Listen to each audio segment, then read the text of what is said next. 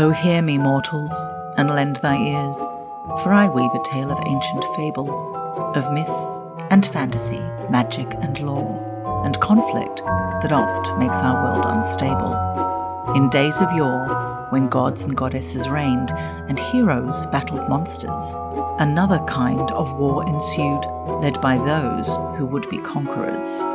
For women, fair and strong, were not customarily given credence, their gifts ignored and place dislodged, and oft the subject of maleficence, while men in their might held all deemed right, and some took what they felt owed. Through fear or mistake, they left pain in their wake, acting less princely and more like a toad. So now hear this tale of Gothic myth, of maidens who refused to be held in thrall, for in their hearts burned a fire bright that would avenge their fellows all. Hey, lovely. We begin on a day where storm clouds gather, in a world in miniature of education bent, where tragedy of false accusation is unfolding. Seemed I ever otherwise to you? Out on thee. You seem to me as Diane in her orb, as chaste as if the bud here it be blown. But you are more intemperate in your blood than Venus, or those pampered animals that rage in savage sensuality. Is my lord well, that he doth speak so wide? O God, defend me, how am I beset? What kind of catechizing call you this? To make you answer truly to your name. Is it not hero? Who can blot that name with any just reproach? Hero itself can blot out hero's virtues. What man was he talked with you yesternight out at your window betwixt 12 and 1? Now if you are a maid, answer this. I talked with no man at that hour, my lord. Myself, my brother, and this grieved count did see her. Hear her at that hour last night talk with the ruffian at her window chamber, who hath indeed, most like a liberal villain, confessed to the vile encounters they have had 1,000 times in secret.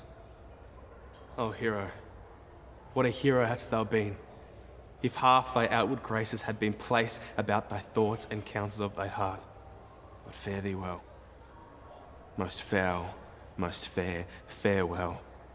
Thou pure impiety and impious purity, for thee I'll lock up all the gates of love, and on my eyelid shall conjecture hang, to turn all beauty into thoughts of harm, and never shall it more be gracious. Oh, look how she pales. Come. Let us go. These things come thus to light.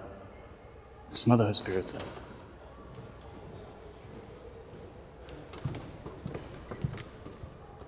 Surely suit ill spent and labour ill bestowed. The lady's disloyal, plague right well prevented. O day untowardly turned. So they spoken, and these things are true.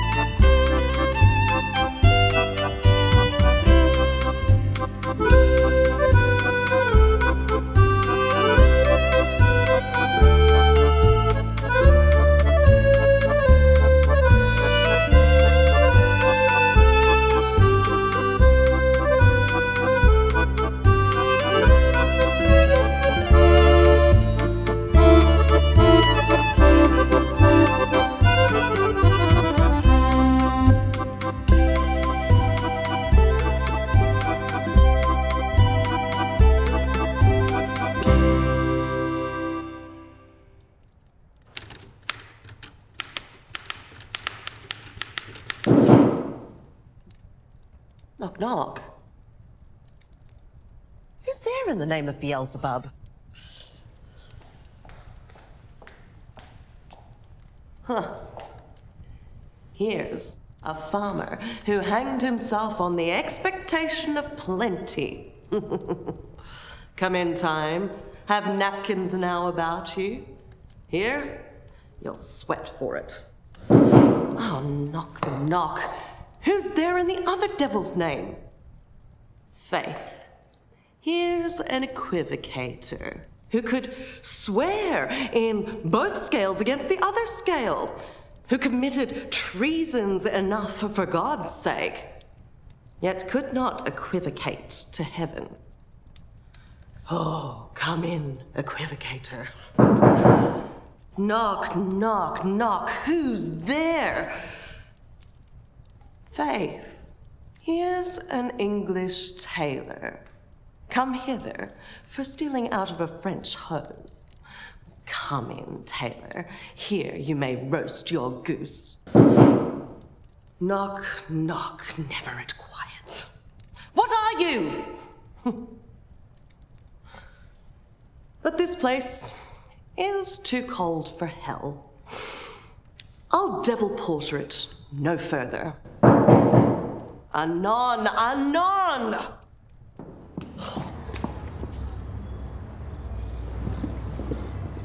Oh, I pray you, remember the porter.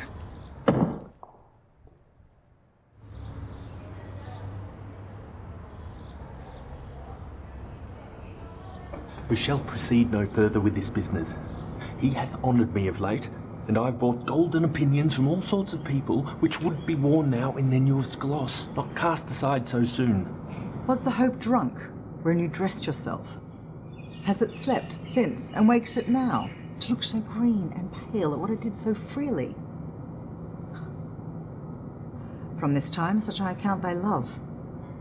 Art thou afeard to be the same in thine own act and valour as thou art in desire?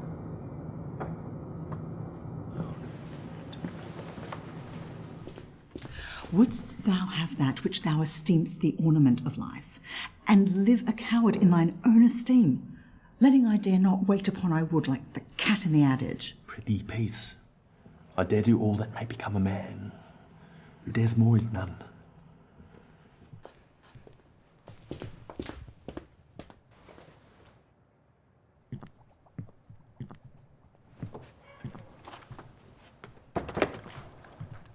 Thrice the brinded cat hath mewed. Thrice and once the hedge pig whined. Half a Christ, 'Tis time, 'tis time. Round about the cauldron go, in the poisoned entrails throw.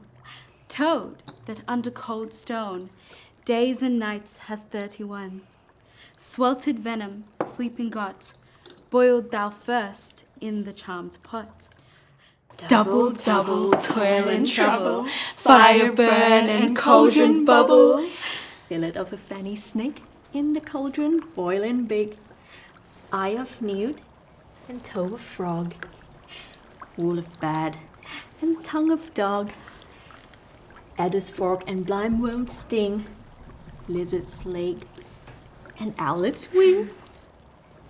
For a charm of powerful trouble, like a hell broth boil and bubble.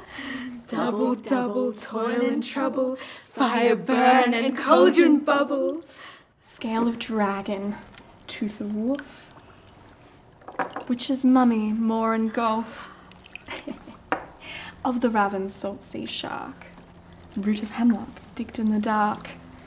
Add thereto a tiger's chaudron for the ingredients of our cauldron.